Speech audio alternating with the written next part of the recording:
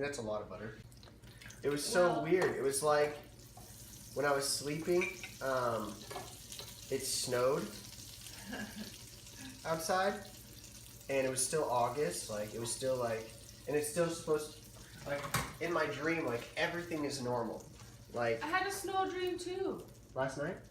Yeah, or the night before about a bunch of snow in August. Well, it melted really fast. Like while I was trying to take a video of it, and it just started melting, and it was almost gone. Like before I started taking the video, it was like really snowy.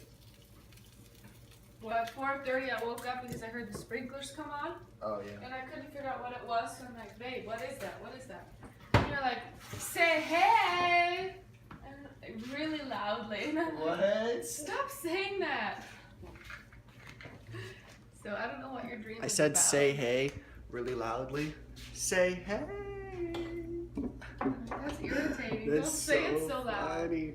And then you my feel back to goodness. sleep. Wow. That's Really hilarious. odd.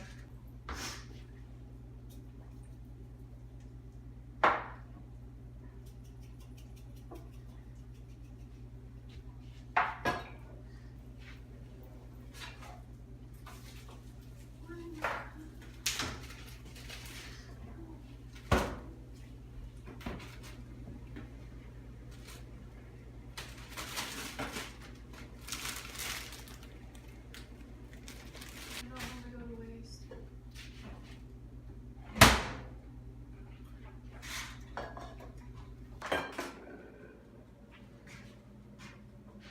So y'all ready for work? Yes. Can't see it.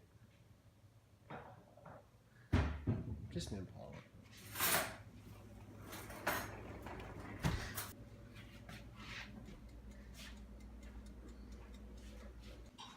Hey, babe. Love you. Turn off all the lights, too. Yeah, I'll turn the lights off. Bye. Love you.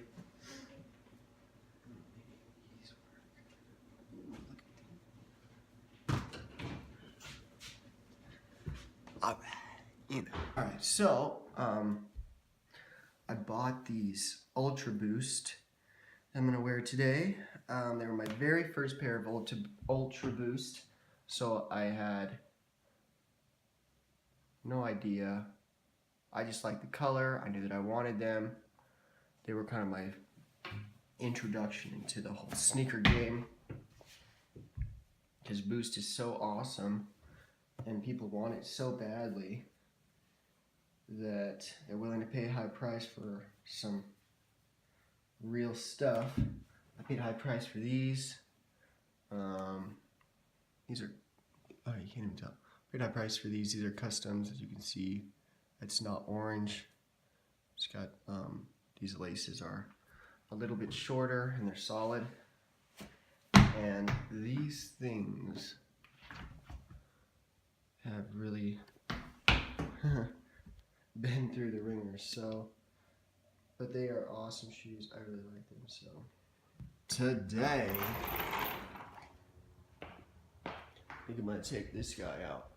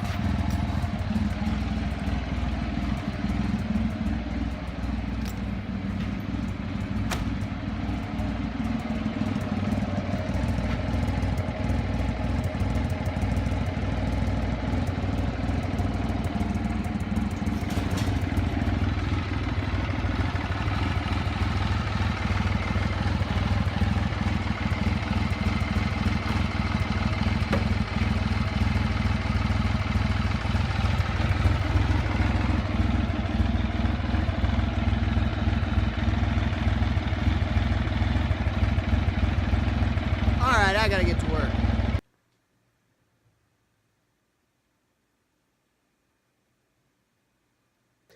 Hey guys, thought we have some God time. This morning here, I've been studying for the last hour or so. The book of Matthew. I started a new study today. We're just going to go over the New Testament. I was thinking about starting in the Old Testament with Genesis, but that's a little bit much. I don't know.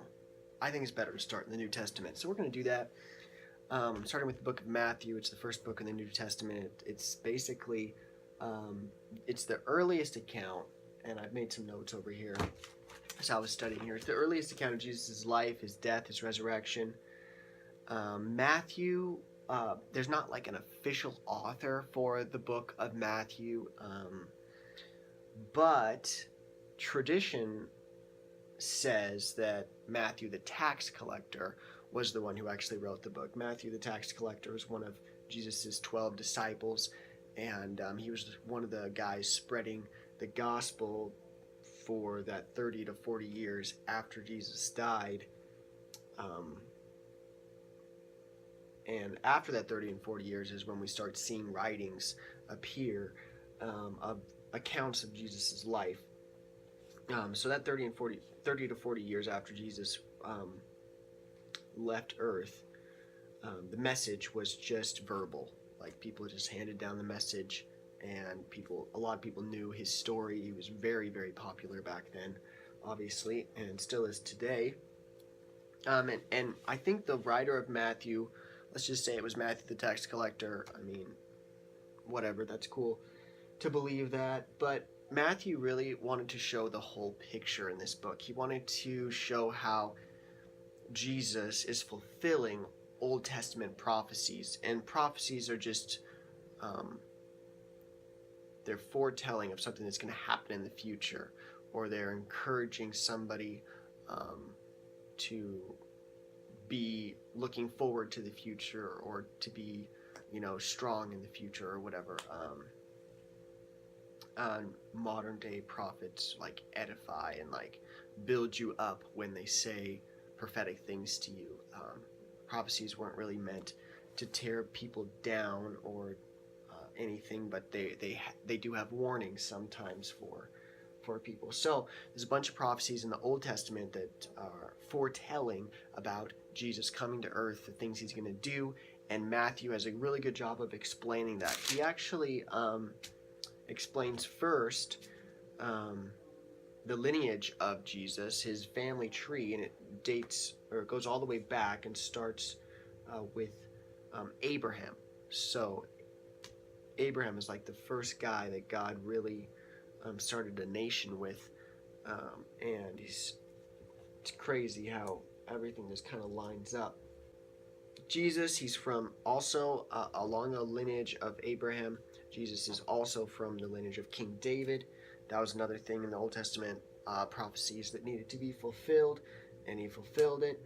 He said all the nations would come to him, and then we see in chapter 2 of Matthew, we have visitors from the east. So they came and worshipped Jesus, and they were like from other countries. So that fulfilled that prophecy. And there's just tons and tons of more prophecies that he fulfills.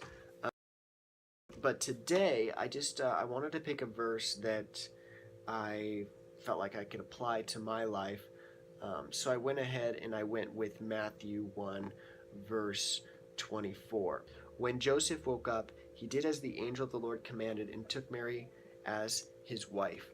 So Joseph at this time is thinking about divorcing his wife Mary, because Mary has become pregnant by the Holy Spirit to bear Jesus, and he's thinking like he should just cut it off. But angel visits him, says, yo, don't do it, and he decides to take Mary home as his wife, as the Lord commanded. So he's just being completely obedient to the Lord, and I think we can learn something from that.